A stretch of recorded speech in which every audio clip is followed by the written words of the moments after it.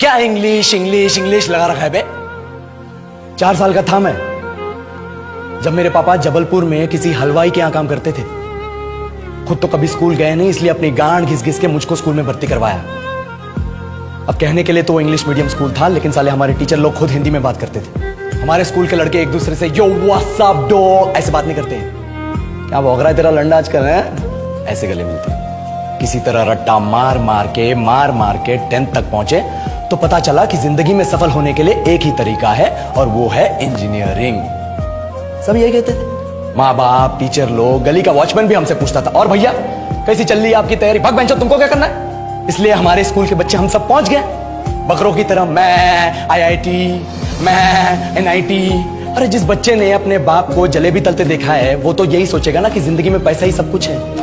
I did not choose this engineering life, sir, and neither did this engineering life choose me. It was shoved down my throat by my teachers while my hands were tied to my back by my friends and my parents watched in silence. और English सुनेगा तो मादरचोद तो सुन।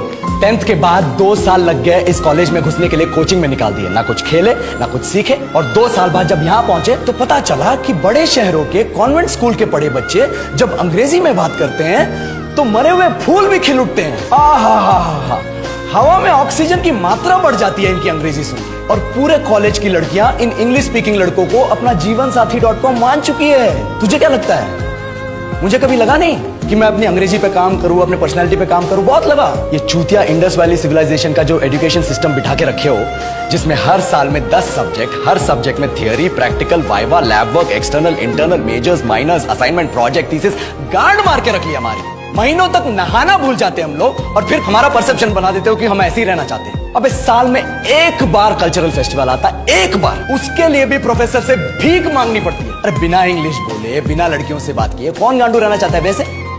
पर time कहां है कुछ सीखने के लिए? लगे पड़े कोडिंग सीखने, 3 लैंग्वेज सीख रहे हैं अलग अलग इंग्लिश छोड़ के। लेकिन जब प्लेसमेंट्स की बात आई तो सबको एप्टीट्यूड चाहिए, पर्सनैलिटी चाहिए, इंग्लिश स्पीकिंग चाहिए। It is not that we can not speak English, sir. We are just very conscious of our diction and our pronunciation and we are not confident to speak in front of anyone else. If the curriculum was a little bit diverse, if the engineering colleges in our country focused on our all round development instead of functioning like a goddamn factory that is just mass producing robots by killing their dreams and handing out degrees, I would not be sitting here in this pointless HR interview, the likes of which exist only in our country.